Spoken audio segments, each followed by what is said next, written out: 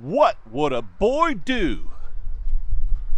What would a boy do if he had access to a 12-volt DC charging port on the back of his motorcycle?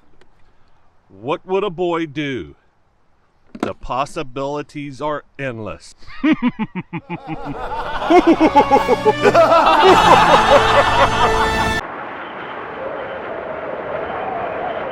All right, today I am running a DC wire up into that top case, and when you see what I'm about to do, a lot of people might freak out and go, your Givi top case, you're gonna drill a hole in it. Yeah, I'm gonna do it because I've done this on the last 4 motorcycles I've owned.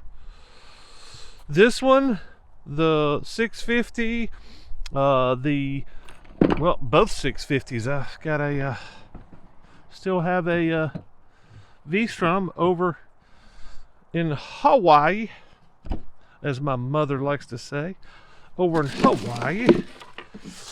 And I've already drilled kind of a pilot hole, but it's not thick enough. I need it to go a little bit deeper. So basically this is what I'm trying to do here. I need this to run to my battery, and the reason for all that is so I can keep my batteries charged up. Mainly my laptop. I'm going to have to build a separate panel here that folds up and down and all that malarkey, which is going to be much more difficult than that. But I figured I'd go ahead and document this for you guys that want to keep your batteries charged or want to charge something while you're rolling down the road. It's kind of, I mean, I am moving towards living on my bike, so it's really important that that I be able to at least work from the road, and if nothing else, be able to keep my laptop charged, all my camera batteries charged, all that stuff.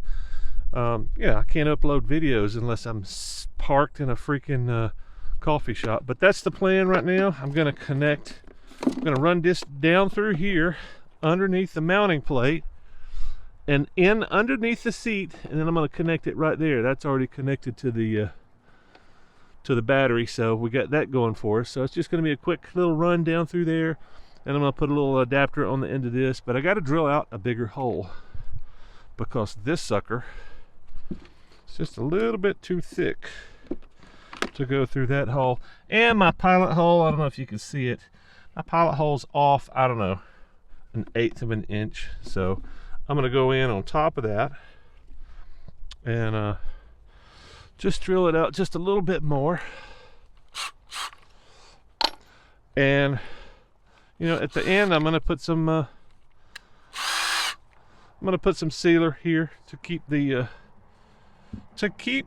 hole water tight, which is, I'm sure that's what everybody else is freaking out about. If you see a man drilling a hole in a top box, it's just plastic. And if you look around here, it's got holes drilled all in here already. So and don't fear, I'm an engineer. Or should I say, never fear, I'm an engineer. Stand back, kids, I'm an engineer. And by engineer, of course, I mean backyard engineer.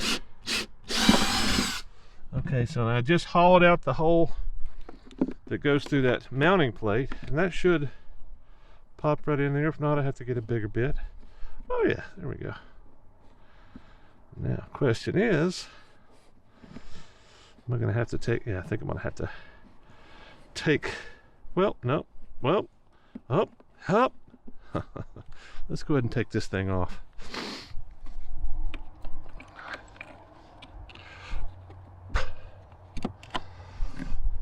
I like this top box. It's really big, and I can mount stuff to the top of the top box, so got that going for me. So yeah, I thought that I wallowed that thing out, but I guess I probably didn't. So let's go ahead and wallow. That's an engineering term. We use that in production engineering. Wallow, to widen, to open and widen widen the gap. So now that this is just going to go down through here, and I know a lot of people are going to be freaking out about this too. It's like, oh, you can't do that. Blah, blah, blah. Well, watch me. It's going to work. Promise. I promise. And if it doesn't, I'll make something that does. Yeah, sometimes it's trial and error, but sometimes it's, you know, I've done this enough. Done this enough times. I know typically the mistakes I make are mounting a top box, a homemade top box. You know, if you don't want to spend $600 for a damn Givi top case. Oh, that was a mistake.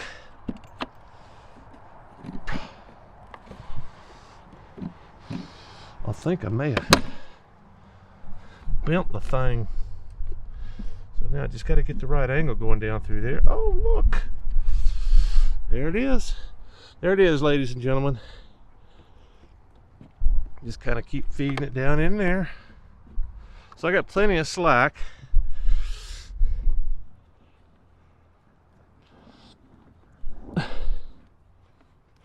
So I think what I'm going to do, maybe pull most of the slack out of here. So I think that's going to do it.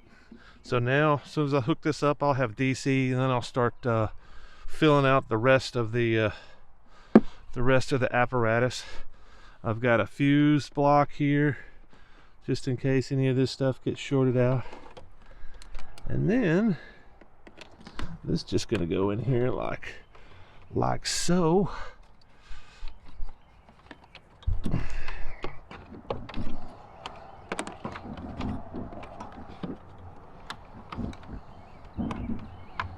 Look at that. I mean, it's like it was meant to be. It's like it's almost, somebody almost put this in like this at the factory. Almost. Yeah. So, snip. Plug that in. That way I can unplug it anytime I need to. And, you know, if I park the bike for any length of time, which I probably won't ever do, I could plug this in to a tender, that's what that's for. So I soldered the wires together, and just to show you the big mess, I didn't film the soldering because it's kind of like the same reason I don't take you guys into the bathroom with me. It's just a big stinky mess, and you know, it takes a little bit of concentration. I've been soldering for, you know, over a decade, but I'm still not any good at it, as you can see. But I think these wires will hold together. I'll do some shrink wrap real quick. And the wind is blowing out here, of course, so I've got to tuck this thing down in here to get out of the damn wind. The wind always blows up here, but on days like this it's pretty damn windy. So I'm just trying to keep the wires from wearing and rubbing into each other. That's the main goal right now. And if you can shrink wrap it, it usually keeps them pretty watertight too. I have gone so far as to put electrical goo on the inside of these things, so it's really watertight. So you squeeze it down and there's not really any water going to get in there ever. And then I'm going to put another layer on top of that, on top of the hot wire, because that's the one that's going to get you in trouble, right? Tuck this damn thing in here to get out of 30 knot winds here.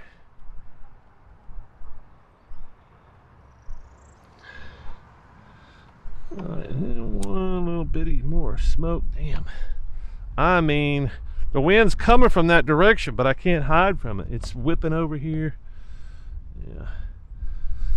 Pretty much every time I'm going to paint something or start something on fire, cook something, it's, you know, the wind starts kicking up, and it's gale force, of course, always. Now, if I could just shrink wrap this, kind of pinch these two together a little bit, I will feel pretty good about myself. And that's really what it's all about. Not whether or not you did a good job, it's whether you feel like you did a good job or not. I mean, isn't that everything in the repair business? Isn't it about how you feel? Or, you know, some cases, how do you make the customer feel? Do you make them feel that you've overcome some really big obstacles and they've got to feel really good about your trashy work that you've done? Alright. So I'll feel pretty good so far with my jack leg, backyard electrical.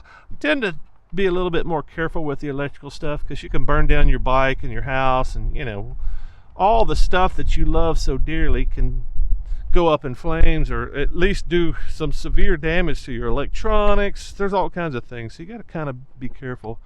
So, and this is probably a little bit overkill, but if you're going to do anything overkill, there's a few things, you know, it's like internal engine, carburetor, fuel injection, all the electrical stuff, you know, the other stuff that's like, yeah, you can get pretty close and everything will be fine. Electrical's not really like that. You gotta kind of got to play by the rules with electrical. So I'm gonna put a seat on, and then I'm gonna, well, actually I should probably caulk that first, shouldn't I? Let's caulk the inside. So I'm gonna squeeze some ooey gooey stuff. Yeah, so some of you cats may think I'm just an amateur and that everything that you're watching is amateur hour. But all you really need to know is that when Big Don brings out the Dynaflex Ultra, you know it's on, because it's an advanced exterior sealant by DAP. And this is black, so it matches the interior, which is really important when you're going for that overall sealant look. If you're trying to go the extra, so I'm already kind of a little bit so what I'm trying to do now is push this through the hole, so it kind of a little bit goes through the bottom, and then, you know, basically you don't want it wicking up inside. Even if it's kind of sealed, you kind of want all the barrier you can get, and that's all I'm really trying to do here. Just kind of squish it on down in there, and that should do it, I imagine. Well, let's get some on this side too, just for giggles. And that's it, Dynaflex Ultra. This video is sponsored by Dynaflex Ultra from DAP. You can't even tell this is not factory. Well, hell, man, if you like that silliness, join me next time when I make a custom panel to retain my laptop, and I make it out of cardboard. No, just kidding, it's going to be aluminum. But it's going to be really cool. It turns out really well. So check that out, and thanks for watching. See you next time.